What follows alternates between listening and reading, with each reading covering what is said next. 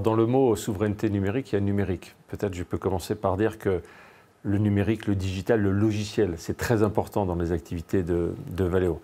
Je veux dire que presque dans chaque produit que Valeo développe, livre à ses clients, il y a du logiciel. Le logiciel, c'est la moitié des ingénieurs de Valeo, le logiciel et l'approche système. Donc le numérique, c'est une activité qui est extrêmement importante. Donc la souveraineté numérique, c'est d'abord pour nous de concevoir les meilleures technologies, les meilleurs logiciels, les meilleurs produits pour nos clients partout dans le monde. La souveraineté numérique, c'est pas du tout de se replier ni sur soi-même, ni sur son territoire.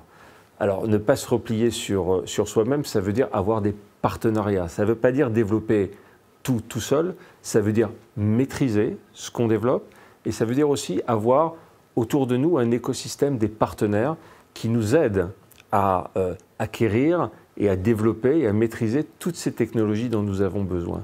Ce n'est pas non plus se replier sur son territoire parce que l'activité de Valeo, elle est mondiale. On est présent partout dans le monde et donc on cherche à être extrêmement proche de nos clients. On veut être chinois en Chine, on veut être européen en Europe, on est américain aux États-Unis.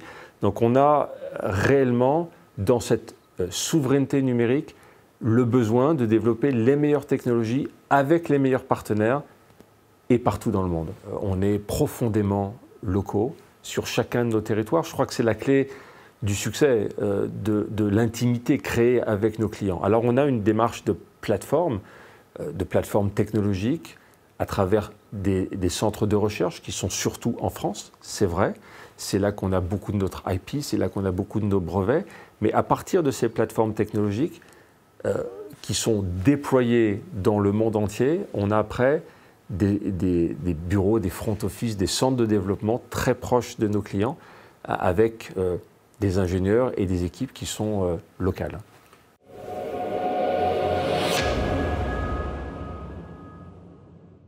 Alors, on est effectivement un des dépositaires les plus importants de France. On est un acteur extrêmement important et on a la volonté de ne pas faire de l'IP pour faire de l'IP, mais vraiment d'en faire une force dans l'entreprise. Donc, on cherche à ce que la propriété intellectuelle de Valeo soit une arme pour Valeo et donc il faut faire respecter notre propriété intellectuelle. Et lorsqu'on voit des situations où nos brevets sont utilisés contre notre gré, on est offensif, on attaque et on attaque partout, y compris en Chine, puisqu'on a remporté récemment des succès importants qui montrent notre volonté de faire respecter notre propriété intellectuelle, parce que la propriété intellectuelle, c'est finalement la traduction de nos efforts en recherche-développement. La recherche et développement chez Valeo, c'est presque 10% de nos ventes, c'est considérable. C'est plus caractéristique d'une entreprise de tech que d'une entreprise industrielle. 10% de nos ventes consacrées à la recherche et au développement. C'est donc pour nous un effort considérable. Il faut le protéger et pour le protéger, c'est la propriété intellectuelle.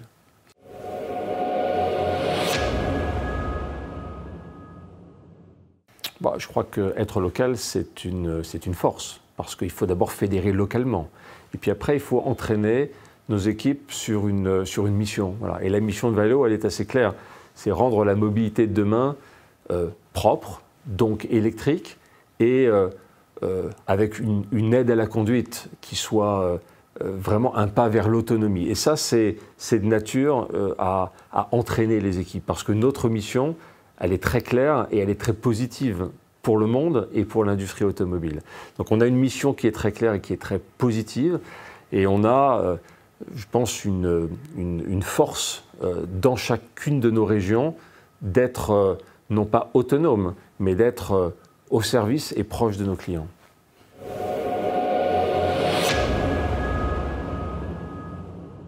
Je pense que vous ne pouvez pas être souverain si vous n'avez pas la meilleure technologie. Donc avant de parler de souveraineté technologique, je pense qu'il faut parler de la technologie elle-même et d'avoir la meilleure technologie. Donc être souverain technologiquement, pour nous, c'est vraiment développer au quotidien la meilleure technologie pour cette mobilité qui est une mobilité électrique, plus sûre, autonome, correspond à la voiture de demain.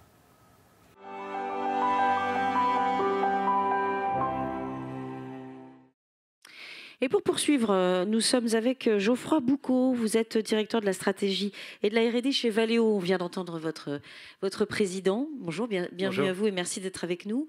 Alors, vous le savez, on détaille les écosystèmes aujourd'hui qui sont comme un petit peu les garants, enfin en tout cas en devenir, et on l'espère, de cette souveraineté numérique. Vous aussi, vous raisonnez écosystème, notamment par une initiative qui s'appelle l'Open Innovation. On va en parler ensemble. On peut rappeler rapidement ce que représente la R&D. Votre président nous l'a évoqué, mais comme vous connaissez le sujet par cœur, parce que c'est votre dada chez Valeo, rappelons ce que pèse la R&D chez vous. Bon, je vais essayer de donner un tout petit peu plus de détails. La R&D chez nous, c'est 20 000 collaborateurs, ingénieurs, chercheurs dans le monde entier.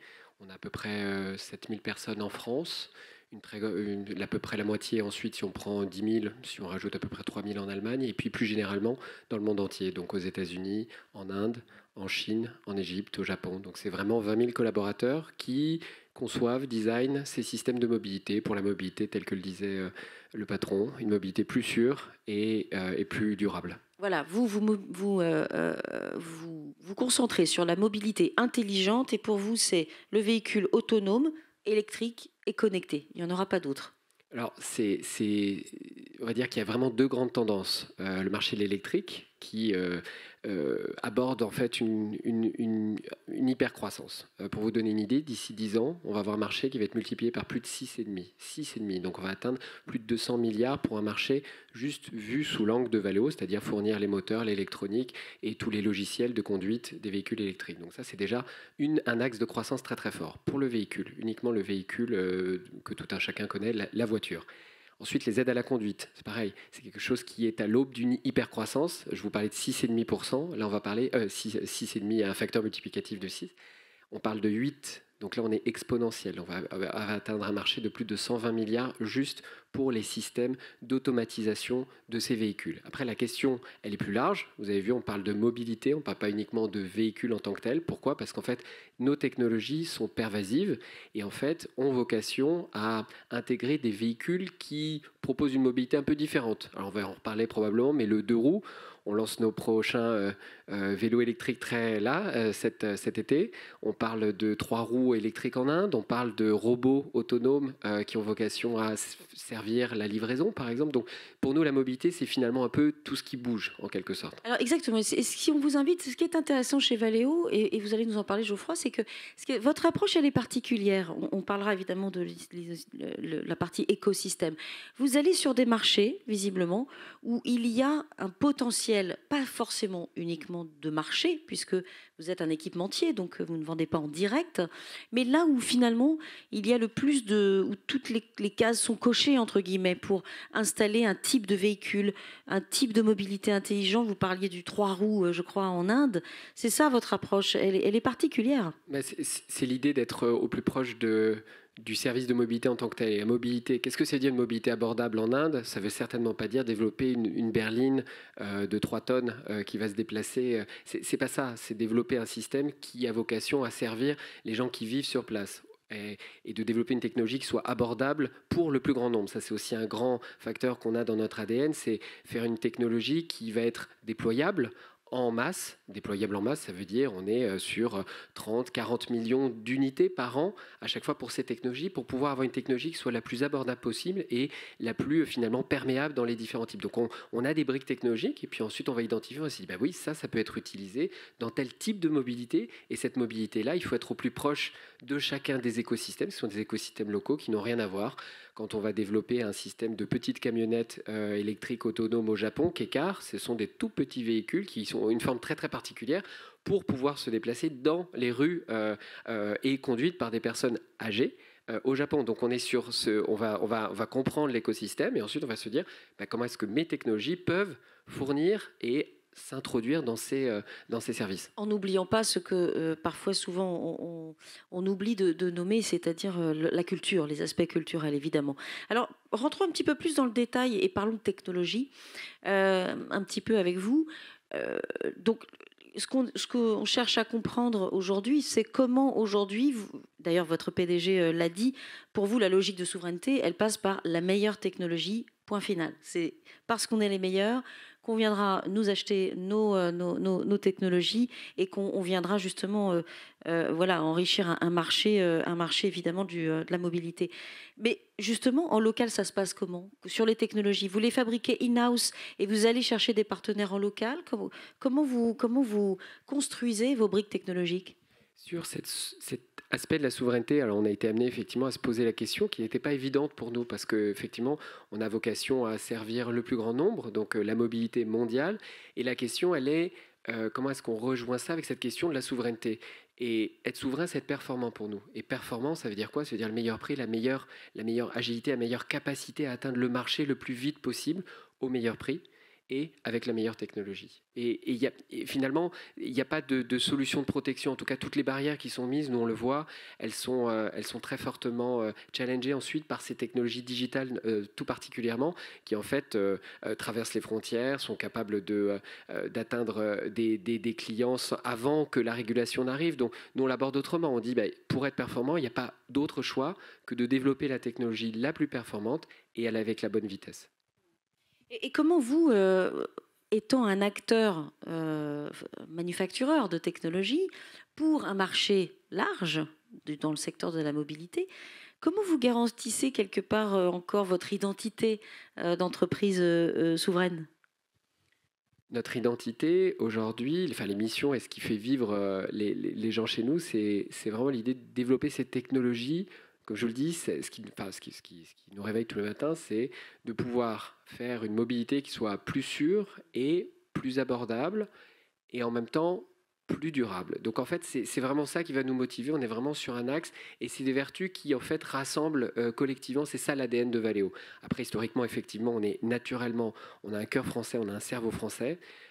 On a un ADN européen et puis on est une boîte mondiale. Donc c'est vraiment comment est-ce qu'on résout ça avec les technologies là où elles se trouvent et comment est-ce qu'on est le plus performant avec les acteurs qui sont locaux.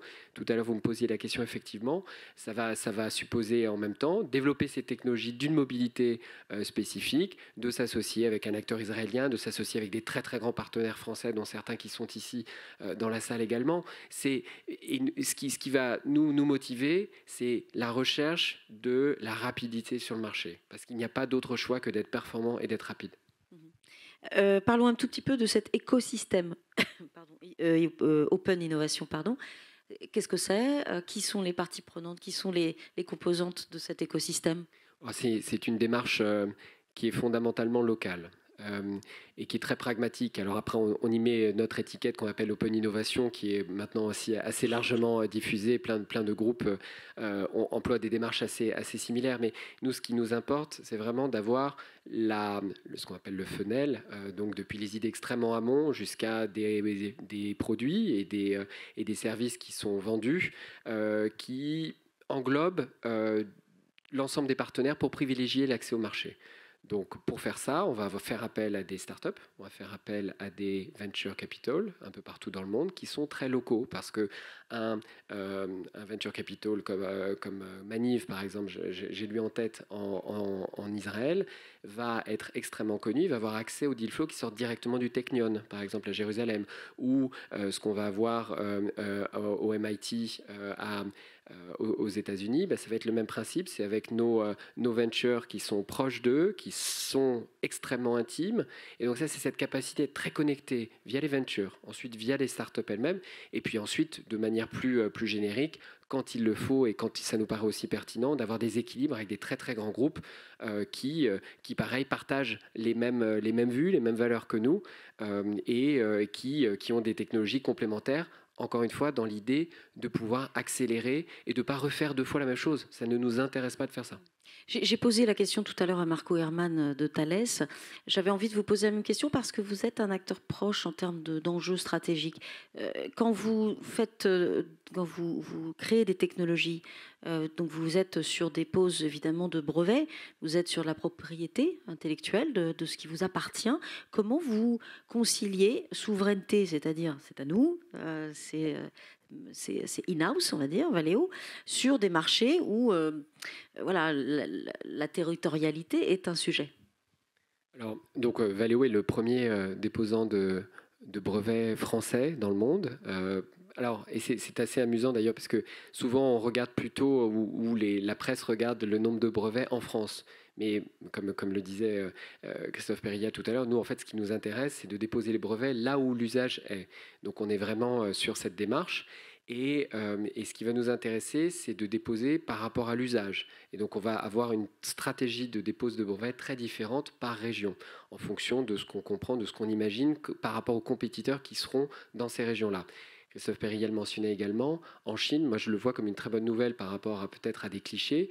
La Cour suprême chinoise a reconnu la prééminence de certains de nos brevets par rapport à des compétiteurs qui ont été invalidés et qui ont eu ordre de cesser production de certaines des technologies. Donc c'est vraiment pour nous un objet de valorisation. C'est vrai que l'automobile est un marché qui nécessite beaucoup d'investissement, et cet investissement-là, 2 milliards de R&D par an, un peu plus de 10% du chiffre d'affaires, il faut aussi le protéger, et ça, ce sont les investissements. Donc c'est une stratégie qui va être très locale également, de nouveau, et qui peut nécessiter le partage de ces technologies. J'ai en tête par exemple des brevets qu'on utilise du CEA, pour lesquels on a certains accords, certains droits. Nous, ce qui nous intéresse, c'est pas d'utiliser ce brevet pour tel ou tel usage, mais par contre pour notre usage pur de mobilité. Donc on va être dans cette approche très pragmatique en fait. Ce qui est à nous, ou ce qui est à quelqu'un pour lequel on a en réalité un accord, pour pouvoir déployer au plus vite ces technologies. Comment vous voyez l'avenir, Geoffroy, dans le secteur justement du transport, de la mobilité, des mobilités, hein, puisqu'on ne parle pas que de l'automobile, et de cette souveraineté dont on parle, la souveraineté évidemment technologique et tout ce que le transport va amener aussi en technologie, parfois même de rupture? Alors une période passionnante, vraiment, qui s'annonce, je vous le disais. Donc nous on vise à horizon 5 ans, c'est le plan que Christophe Périllat a présenté. À horizon 2025, on a à peu près 13,5% de croissance, ce qui est quand même significatif pour un groupe qui fait déjà plus de 18 milliards de chiffre d'affaires. Et avec cette idée qu'on a des drivers de fond qui sont très très forts. Donc l'électrification, l'automatisation, la connectivité. Et l'idée qu'il y a derrière, c'est qu'on a des écosystèmes qui peuvent nous aider. Et là, peut-être un message aussi vis-à-vis de l'Europe, tout particulièrement, puisqu'on est une société, comme je vous le disais, française et européenne en particulier. Tout ce qui est poussé sur la technologie, le Green Deal, toutes les démarches aujourd'hui de sustainability sont des facteurs différenciants qui vont fournir pour nous des opportunités extrêmement fortes de transformation.